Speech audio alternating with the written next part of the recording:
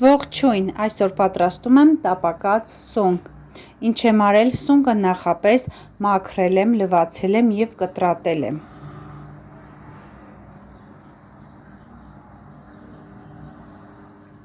Վերցրել եմ 4 գլուխ սոխ, որը մանր լուսնաձև կտրատել եմ։ Կտրատելուց հետո սոխը ավելացնում եմ թավայի մեջ, մի փոքր բուսայուղով տապակում եմ։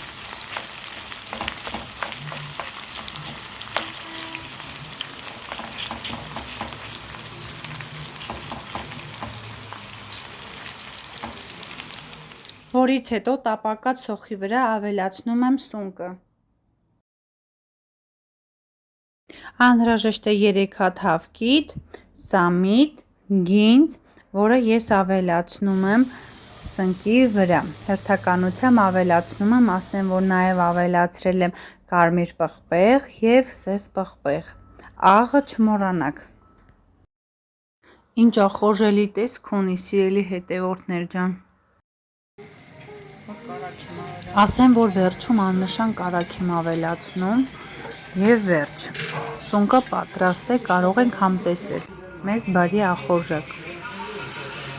Իմ շատ սիրելի և հավատարիմ հետևորդներ ջան, ուզում եմ բոլորիցդ շնորհակալություն հայտնել բաժանորդագրությունների և լավ մեկնաբանությունների համար։ Կհանդիպենք հաջորդ վլոգներում։